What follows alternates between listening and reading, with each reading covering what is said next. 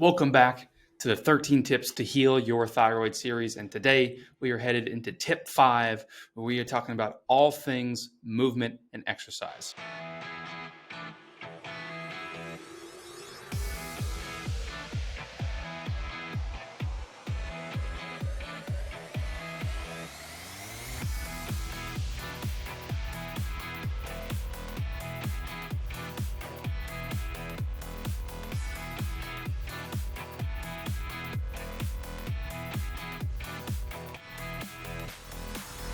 And this one's really going to be about how to find the right exercise prescription for you, for your hormones, for your thyroid specifically. Because let's be honest, the generic advice of, hey, just eat less, exercise more, not only is that not helpful and not very specific, but a lot of times it can actually make situations worse, and it can make situations of thyroid imbalances worse if that advice to exercise more is taken to the extremes. And for you out there listening to this, I imagine you're one of those people who's very, very conscious of their health, very aware of their decisions, and is very much willing to play an active role in your health. So you care, which I love people such as yourself. I love that you listen to this. So thank you for listening to this. So when you give advice, you want to do its due diligence and follow it. You want to listen to it. So if your physician tells you, hey, eat less, exercise more, you're going to do it. You're going to start completely cutting your calories. You're going to start doing probably immense amounts of cardio, or you've done that before and you were curious why it didn't work. And you're kind of wondering, like, that advice wasn't helpful. How can I find, what are some strategies to help find the right exercise prescription for you and your body? As I was saying, oftentimes this advice to eat less and exercise more leads to this exact situation you see here on the right, where someone becomes incredibly dependent on caffeine.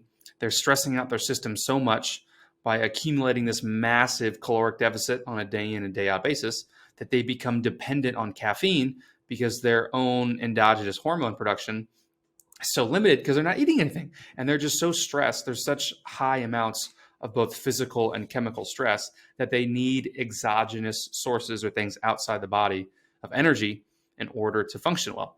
And that's why those of you out there listening might know somebody, and maybe you've experienced this yourself, where this person looks really healthy, but they just seem sort of tired and fatigued all the time. And you're noticing that they're always getting coffee, especially in the afternoon. And if they don't have coffee, you got to watch out for them. And you're kind of curious, like, hey, this person's health conscious. They do a lot of things. Like, what's going on here? This could be a situation where they are literally overstressing their thyroid by exercising more than you need to and not properly refueling with the proper amount of calories we need to. And I think I'll be completely transparent here. As a male, it's hard for me to have full empathy with women going through this situation. But most of my practice that the people I've worked with one-on-one is women. And so I have lots of experience helping them through that journey of understanding, hey, how is it that eating less and exercising more makes my thyroid worse? How is it that my weight gain actually becomes more challenging or becomes harder to lose weight when I exercise more and eat less? Like, what's happening? And a lot of it comes back to things going on with your metabolism. Your metabolism is an incredibly efficient machine. So if you start feeding it less and giving it more, it thinks it doesn't need as much, because it's like any efficient factory. It's trying to use as little effort and energy as possible in order to just keep the lights on. Hopefully it's a good factory. And in the case of the thyroid hormone is actually going to start down-regulating. It's going to start producing less because there's just less around. There's less demand for it. So a lot of this, I think we first need to unpack this phrase and really understand that there is a solution that is more helpful, that is beyond just the generic advice to eat less and exercise more if you feel like the weight gain has just been incredibly rampant in your life. This message is the most core, fundamental, important message of this episode, and that is how you feel after a workout dictates if it was the right type, the right form, and the right intensity for you. And we're going to unpack more of what that means. But first, I want to say there's an asterisk, there's a huge caveat to this statement. If you are training for a specific event, for a competition, or for a particular sport, the advice on this is going to be different. In that instance, you're deliberately trying to put the body in situations that mimic the sport, the competition, the event.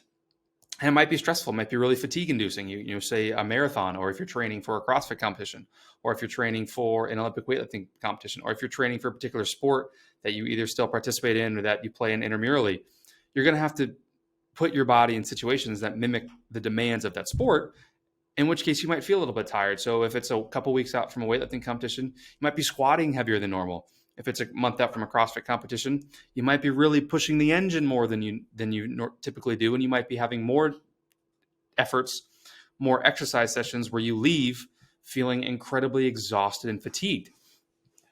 But that's a very small percentage of you listening, I imagine. And most of you out there listening, I imagine, are exercising for health, to build muscle, burn body fat, gain more energy, sleep better, better mood, all these other things that are outside of textbook performance, which it's fun to work on that as well. But I imagine a lot of you listening are doing this for health purposes. And as a story, was working with this patient a couple weeks ago. She does CrossFit, and she's coming back. She's had a child recently, so she's been out of CrossFit for a little bit. And she came back and she did a workout, and she told me she was so exhausted after doing it. She had to take a nap in her car that day in the afternoon because of how tired she was from the workout.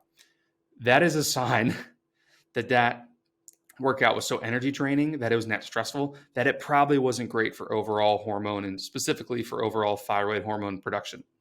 So how you feel after the workout dictates if it was the right type, form, and intensity. I'm going to say this over and over again because I think it's so crucial, because it's so difficult to give specific prescription exercise advice unless you're working with somebody one-on-one. And even then it's still challenging.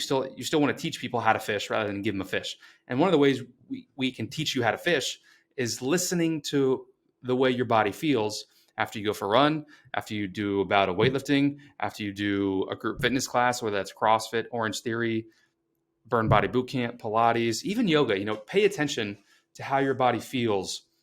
And so if you did an hour-long weightlifting session and you felt completely zonked, probably was too much intensity for you on that day. Versus if you did a 30-minute session and you feel like you gained more energy from the workout and you could take on the demands and the challenges of your day with being better equipped, that's a sign it was the right dose. And that's why so many people fall to yoga as the default for, oh, hey, I need to stop weightlifting, I need to stop running, let me do yoga. Because most people, when they do yoga, the intensity is typically decreased, although yoga is still very challenging. And there are forms of yoga that are actually very much workouts, just like any other type. But most people default to that because it does bring you back into that lower intensity, more of that yin yoga style of training. But a lot of us, I like to say there's a lot of cortisol junkies. I mentioned that patient earlier who had to take a nap in the middle of the day. We get addicted to the feeling right after the workout, of that feeling of accomplishment, like we did something really hard, which is important, right? We know that the feeling that drives us to do hard things is the feeling we might get from completing hard things. But sometimes it's a double-edged sword, where that immediate feeling you get after the workout, if that's met subsequently 2 hours later with lots of fatigue and you need to nap, you really need to have a come to Jesus moment, literally, and ask yourself, is this what I need to be doing? Is this the right thing for me, for my body at this season of life? And I love to contrast these two images here for those of you listening on the podcast only version.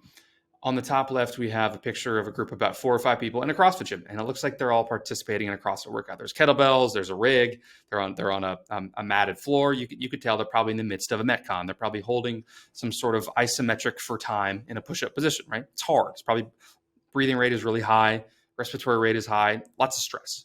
And then the picture on the bottom right you'll see is a group of people at a yoga studio. I believe my vernacular around the yoga terminology, but they are in a lunge position with their arms above their head, which is a very, very sort of calming and restorative position in yoga, sort of opening up the whole chain, and which you could say is an analogy, sort of opening yourself up to bigger things that could be out there. But it's very energy increasing.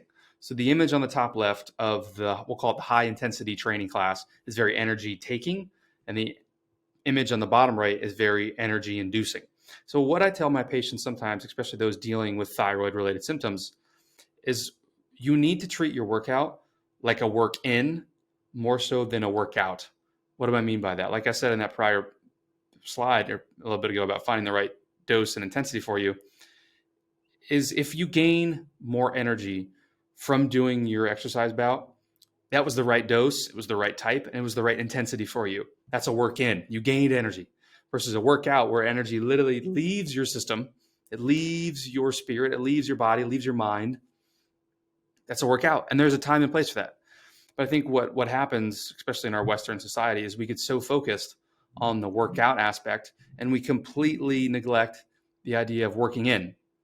And society rewards you for that. You maybe you are the person who starts changing your body composition, start putting on muscle, but you feel really fatigued and your sleep starts to suck. But you look leaner, and people tell you, "Oh my gosh, you look so good." But inside, you're thinking, I wish you knew what it felt like on the inside, right? And so that's a sign that the workouts have started to be destructive for your physiology.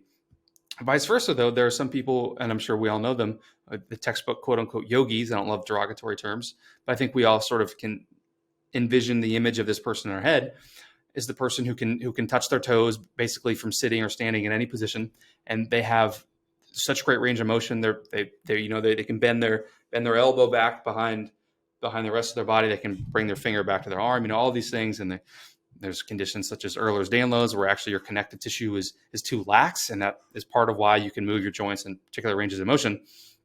And they get addicted to that, and they love the feeling of yoga just as much as the person who does high intensity training loves the feeling of the high intensity exercise training. So really what you have here is a very self-fulfilling prophecy, that the people who love to do high intensity group fitness classes are going to keep doing high intensity group fitness classes. And if you out there are a huge yoga fan, you're probably going to keep doing yoga as your primary form of exercise. And from my experience, I haven't worked with that many people, and I've been hard pressed to find people who do a little bit of everything, who understand this nuance of work in and work out, and when on which day they might need one. That brings me to my second main point here. So the first one was how you feel after the workout dictates the dose, frequency, and intensity that you might need. Is even if you're hearing that question wondering, I don't even know where to go from there, or that's cool, I feel like I know that, like what else can I use? You likely need to do more of what you're not doing to see dramatic changes in your thyroid function when it comes to exercise. And I was just alluding to this. I just sort of set the stage.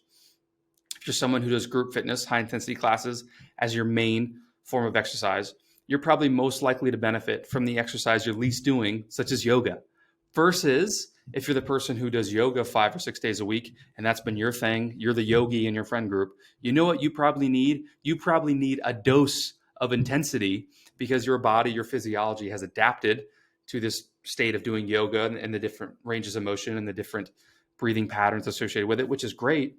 But I think it's sometimes very crucial to challenge the system, to force the system, our body, to adapt to something else. Especially, if you're listening to this or watching this and you're dealing with thyroid symptoms, that's a sign that the internal state of your body needs to change, or there needs to be a different input in order to get the desired output. If you want more energy, if you want to start building muscle, better sleep, less brain fog, better digestion, you need to start giving your system a different input. And if you're the person who always does XYZ exercises, if you're always a runner, maybe you need to start doing strength training. Versus, and this is sort of therapy for myself, if you're the person who always strength trains and you're met with a level of symptoms, you need to change some form of it. Maybe you need to do some stretches of more low intensity walking or more low intensity endurance exercise. I would say the biggest thing I see is people that are addicted to high intensity exercise just need to do some form of low intensity exercise. That doesn't have to be yoga, but some sort of walking, stretching, mobility. We'll get to this later on in this video, but there's even ways that you can continue to take part in the type of fitness that you love, be with community, be with your friends, but still have it be a work in versus just a workout. And this is might be one of the hardest things to help coach people through, because we as humans, we like what we like and we don't like what we don't like. And so we tend to fall prey to doing the same things that we like, and which tend to be the things that we're good at.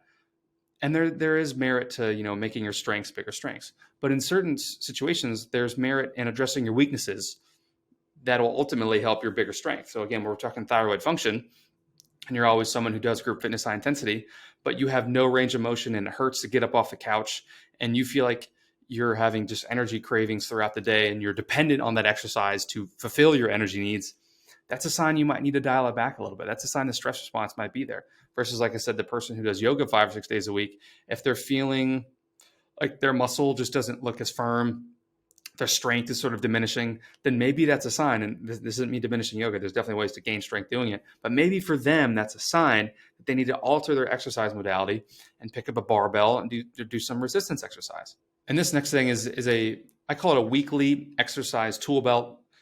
And it's generic 100%. Again, like I said, when you're not working with people one-on-one, all advice is generic. Even if you're in a group setting, I mean, you can tailor it and I can help give you different algorithms or different trouble sets. If this happens, go to this, but still it's going to be generic to some form. That's why I'm trying to teach you some mutable principles from this weekly exercise toolbelt. So this is what I've seen from both myself and from working with hundreds of people on what really helps them improve their health. Again, the point of this video is not to talk about absolute exercise performance. I'm not an expert in that, although it's fun for me to do, to train for different competitions myself. I'm in a current season where I'm not training for a competition. I'm more so just training for health and to enjoy my time in the gym. So I'm trying to participate in exercise that is more of work in versus last year I competed in 2 weightlifting competitions. So the point of that time period was definitely to ramp up. And I know I was going to have some days where my legs are going to feel really sore. I might have felt a little foggy, but I was willing to make that trade-off. So first thing is ask yourself, what season of fitness are you in? But like I said, I imagine most of you are in the season of wanting to work out to health and just improve your quality of life. So these are the 3 mutable principles you should keep in your weekly exercise tool belt. Number 1, high amounts of daily low-level physical activity. What does that mean? What does that look like? Low level meaning it's low intensity. Your heart rate is fairly low. Your respiratory rate, your breathing rate is fairly low.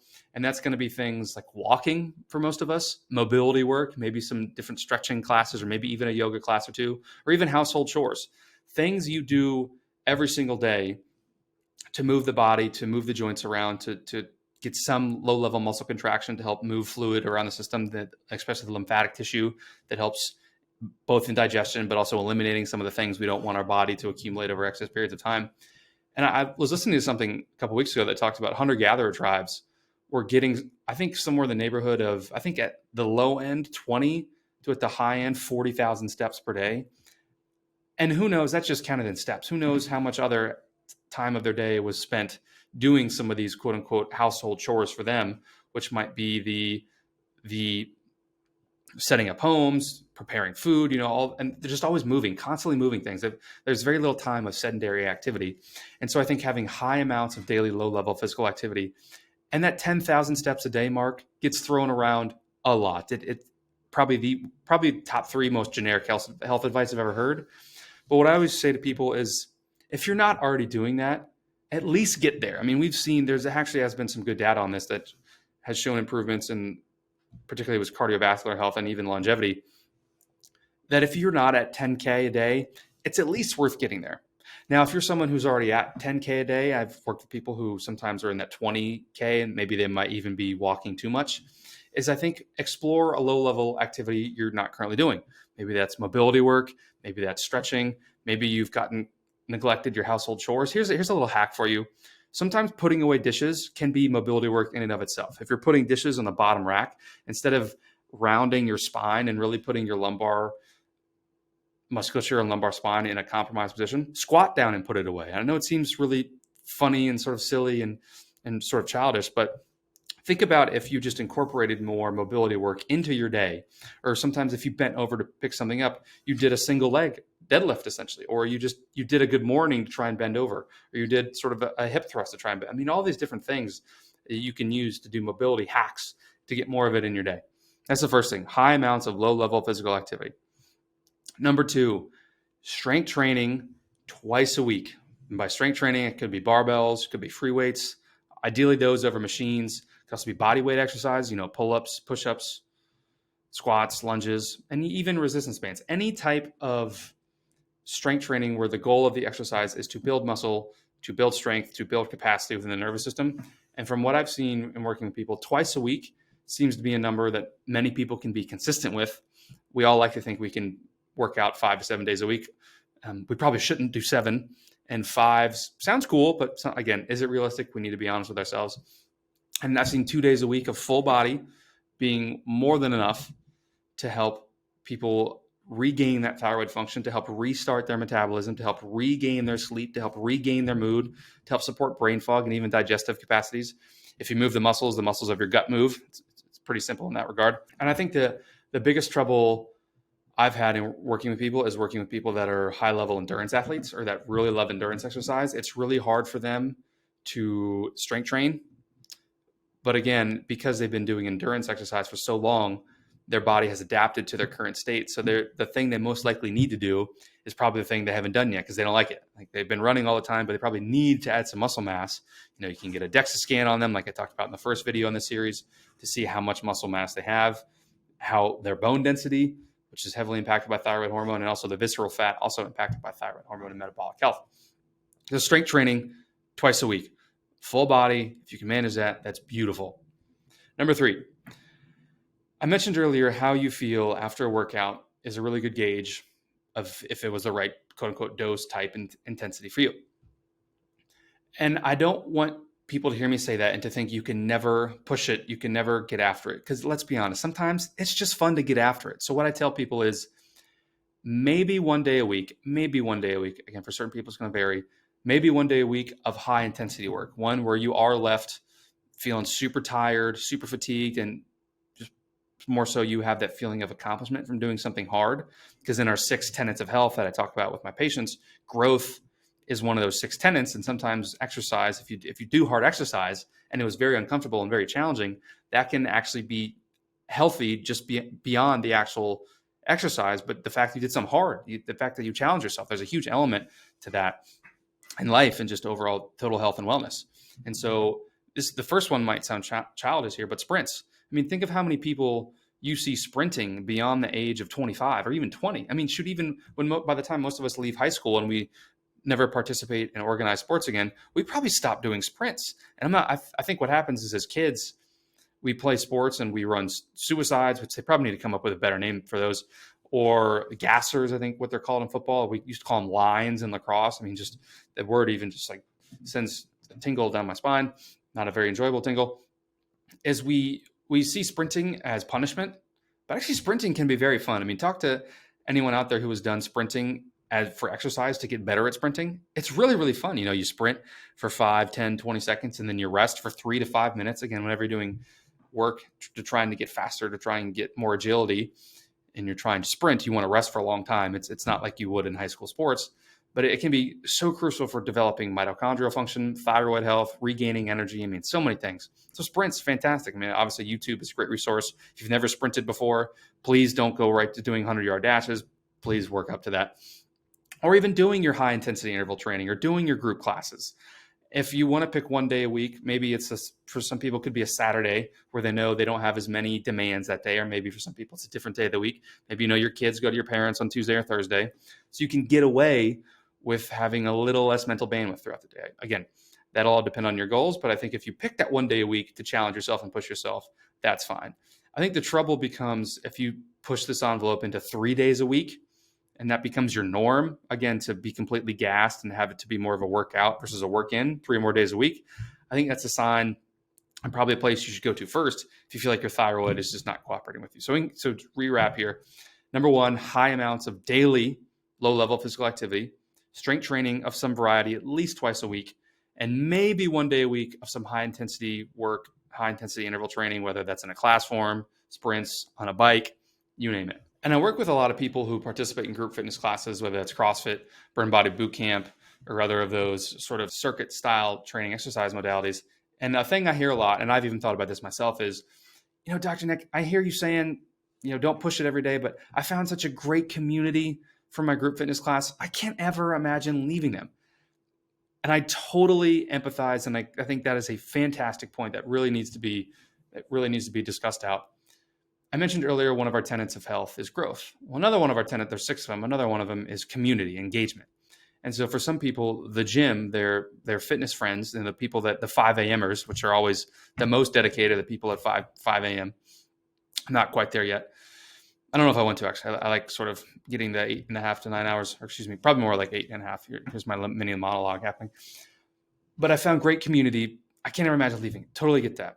And I think there is an anecdote that we can use if you want to continue to participate in group fitness. And I never try to tell people to stop going to their group fitness classes. What I try to do is find ways we can troubleshoot and make the group fitness classes catered to you. Because any group fitness instructor, any decent one, will say the goal of the class is to tailor it to your needs and to scale it to use a term from CrossFit, to scale it based on what you can do and based on what you will do. So if you found that community, do not hear me say you have to leave it. Not by any means do you have to leave it. But I think there are ways that you can, there are things you can do to help develop a different relationship with intensity while keeping your relationship with your friends. And how do you do that? Nasal breathing. It's all the rage. It is becoming just as generic of health advice as 10,000 steps to say, breathe through your nose. But again, if you haven't practiced it, and if the thought of breathing exclusively, inhaling, exhaling out of your nose during exercise is completely foreign to you, that's okay. It's been foreign to every single one of us. And nasal breathing is a rabbit hole for me that I've been going down for a while. And it probably is a rabbit hole that is about as long as my nostrils. It's never going to end. It's just going to keep going up there and moving around through the cranium and through the brain. But what nasal breathing does is it allows you to dial back your intensity. And if you dial back your intensity, you're putting less stress on the system. So then it becomes a work and more than a workout. So a really good gauge for people to gauge their intensity, the conventional wisdom used to be, can you hold a conversation while doing it? That's great. But I'll be honest, I've never used that as a litmus test, because sometimes I'm working out by myself. And what am I just going to start talking to myself? Even though I do, which is why sometimes podcasting just feels like an extension of that. Everyone thinks I'm weird. I'm a little weird. But using the question of, can I nasal breathe? If I can't exclusively breathe in and out through my mouth, I'm probably exercising at a fairly high intensity, which again, once a week, maybe once in a while, completely fine. But if that's the daily norm where you feel like you can't breathe out your nose during exercise, I don't know if that's benefiting your thyroid. And I think you could stand to benefit from just gaining awareness around where your breathing is. I've seen so many people, having gone to various group fitness classes, who you can just tell their breathing is out of control, that when the workout ends, you're lying on the floor and your belly's just pumping up and down because that's your diaphragm contracting so hard because you're trying to get in so much air because you just worked out at such a high stressful intensity, that if you bring the awareness back to the breath, that's such a powerful tool to help improve everything from hormones, allergies, sleep, etc. And if you're probably wondering, Nick, that's cool and all, I don't even know where to go for nasal breathing resources. There's quite a few that I like, that I try to steer my patients toward. I mean, first and foremost, I think a great place just to start, if this is a brand new concept to you, is to go for a walk, just a casual walk for 10 to 15 minutes while trying to only breathe out of your nose. So maybe breathe a little slower. You don't want to breathe too fast. You don't want to turn it into hyperventilation breathing. But just use that as a litmus test to, hey, can I even do that? And if you can't do that, then I would highly recommend finding a physician or someone to work with who can help coach you through that nasal breathing process. A lot of coaches nowadays who are very well versed in nasal breathing. But I think it's a really good place to start. Just 10 to 15 minutes. Can you breathe exclusively out of your nose? And from there, if you really want to go down the rabbit hole, I think there's two people and then one additional resource. One of the people who has probably the most amount of information on nasal breathing on YouTube and other platforms, Patrick McEwen. He wrote a book called The Oxygen Advantage. He has this whole system and philosophy around coaching people around nasal breathing to help increase oxygen deliverability, which hopefully makes it better for life, mind, and exercise. That's their whole thing. It's really fascinating. Number two is a guy named James Nestor. He wrote a book called Breathe, which just really talks about how the evolution of breathing has changed and how in our current modern life a lot of our breathing patterns are sort of out of sync with what our system has designed to have evolved with. So again, Patrick McEwen and James Nestor are two really, really good people to search on YouTube, get their books. I think books are still a fantastic learning source here in 2023, coming on to 2024. And then another piece of, I just learned this past week. I was working out and one of my friends, he was using a mouthpiece, and he told me he was using a mouthpiece to control his nasal breathing or to control his breathing. So I thought that's a beautiful idea. So I know it sounds weird and maybe you haven't done it since high school, but sometimes incorporating a mouthpiece can be a really useful tool to help you become aware. Again, it's all about awareness. So the two big things that I really hope you take away from this are, number one, to find the right prescription, you want to pay attention to how you feel after a workout. That'll tell you the right dose, frequency, and intensity. And number two is the type of dose, frequency, and intensity you need is probably the thing you're least willing to do, especially if you're someone who's been exercising in a very similar manner for a very long period of time. Your body has adapted to that. So if you want it to change its external response of your energy, your sleep, your mood. You need to give it a different internal, if you want to change the internal response, you have to give it a different external environment from the type of exercise you do. And stay tuned next week for part 6 of 13 tips to heal your thyroid. Like, comment, and subscribe if you care to see me ramble any more than you already did today. And for more free content and guides, you can check out my clinic website at www.hivenaturalhealth.free-resources. And until next time, my friends, trust in your gut.